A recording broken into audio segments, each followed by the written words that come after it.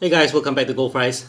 Now finally, after months, I have finally got this setup completed. Actually, I completed the setup some 2 weeks ago and I put it to test as my gaming rig. I like small size gaming rigs and I am totally pleased with the GEEK Case M5 over here. But before we begin, let me explain to you why why did this take forever? Well, a lot of things. First thing would be like waiting for parts to come in. I was sourcing for matching parts.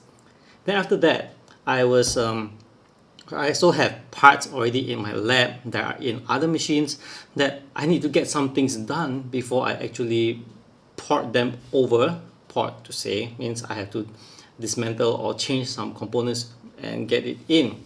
And it's not just that, it's about life. Also as country sales manager for ASRock and all that. So all these things actually add up because I have work, and then after that sometimes there's also other factors like the weather that may stop it from the recording, or those traffic jams and all that, and those things actually took a toll on the body because you're out and work. By the time it comes evening or night, you just have no mood to get into configuring the system. And it's not just that, because to actually evaluate or put your effort into this, that's actually, it involves a lot of effort. You see, unlike setting up a basic ATX case where you just plug everything in, a bit of cable management, those are easy. I could get those done in like 15-30 minutes. But a case like this is different. If you ever work in compact cases, this is below 11 liters, and to configure it the way I want, meaning to get the AIO in and to route the cables, the tubes and everything, so that the cables and tubes do not come into conflict with the fan.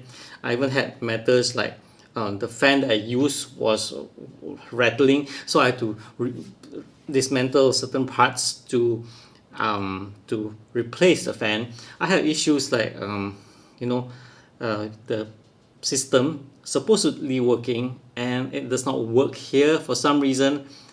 More on that later. So, and then I had to dismantle and reset stuff and all these kind of things. Those things take a lot of time. It actually affects the process, and because of all these things, I knew ahead that I'm going to spend time into all these things. So I can't just allocate an evening 1 hour or something like that, because, or in a tired state, because I wouldn't be enjoying the process, and it's kind of a dampener to the mood if, like, say you already spend half an hour, 1 hour, and then you have to do something else. I like to get it all done one shot, and that's what I did. Phew, that's with the explanation. Thank you for staying on. So let's go into the detail of the M5 and why I like it. Let's start with the dimensions. The GEEK Case M5 is slightly below 11 liters in volume, and the dimensions are 34 centimeters length, 14 centimeters width, and 23 centimeters height. I've rounded up the figures for your convenience. It is actually shorter and narrower than my already small SGPC K40. However, it is longer, so that adds to the volume and it supports more type of components.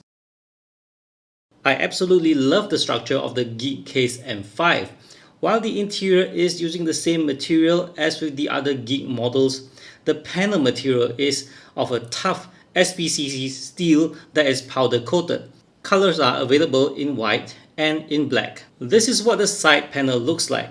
Same from both sides, and for those who are interested, there are optional panels for the GEEK Case M5, which are the smoked acrylic side panel that gives you the dark feel, and the acrylic side panel to have a clear look at the internal components.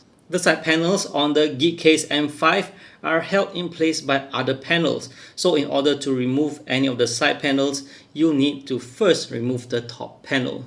And this is what the top and bottom panel looks like. Again, they are same, so you won't get mixed up. The front panel with white LED power button and USB Type-C connector can be removed easily, just as the rear panel. Unlike my experience with the other models, the M5 allows you to shift the motherboard tray and related panels to accommodate AIO. I used the Thermalright Frozen Magic EX240 for this setup, with the fans swapped out to my Scythe Kaze Slim fan. Initially I was using the Thermalright Slim fans, however one of my units seems to be rattling, so I had to undo and redo the mount. It is a good thing that the GEEK Case M5 is modular. The upper frame had to be detached to mount the AIO and fans. It took me a while to figure out how to best position the radiator and then route the tubes and also have it play nice with the power supply cables. All my cables are secured with zip ties to look neat and not clash with the fan blades.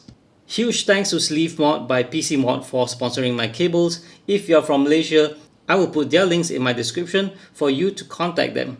I've used the same set of cables for my Sunnyside Up Meshlicious review. Oh, and before I forget, I'm using the ASRock B550M Phantom Gaming ITX AX motherboard, an AMD Ryzen 5 5600X CPU, the WD Black NVMe SSD, and T-Force Excalibur 3600MHz memory for the looks. As for the graphics card, it is the ASRock Phantom Gaming RX 6600 XT, of which you can see it is inverted. So yes, in order to accommodate the AIO, I had the case inverted as it is the best placement for the AIO, while the CPU and graphics card are unaffected. As for the power supply, I'm using the FSP Dagger Pro 850W, which is a modular SFX power supply. One word of caution: if you're building in the M5, remember to set your PCI-E to Gen 3 first if you're using Gen 3 riser cable. And once everything is up and running, do not ever reset the CMOS. I did just that and I was wondering why my rig did not power up properly. I couldn't see the display, and after a while I just remember the PCI-E has been reset to Gen 4 or Auto, which is why I can't see anything, and I had to dismantle quite a number of things just to get it back to Gen 3. For this setup, I've actually downvolted both CPU and GPU so they run very cool and silent. Here's my reading when I play Apex Legends.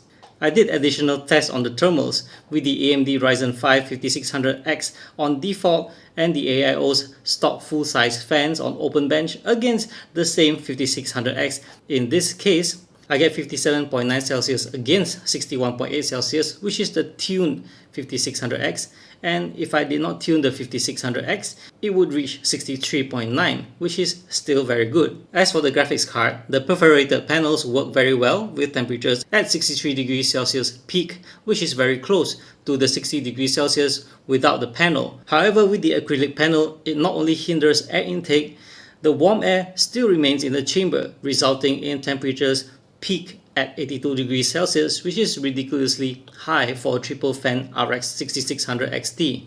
So overall, I really like this case. It retails for US 89, so your price may vary. If you're in Malaysia where I am, it will be above 400. And whether or not you think this case is worth it, well, that's beyond me. For me, I really like it, and I think for this price, I'm actually very happy with it. One thing I need to add is that huge thanks to GEEK Case for sending me not just a case but the additional accessories. Now if you browse their website, you'll see that the accessories will cost you additional. However, just choose what you like. Overall, I like this setup, and definitely this case is a keeper. That's all from me for this one. Thank you for watching. I hope you found the video useful and informative. If you like more of this kind of content, do check out the videos at the side and subscribe to my channel. I'll see you guys in the next one. Bye bye.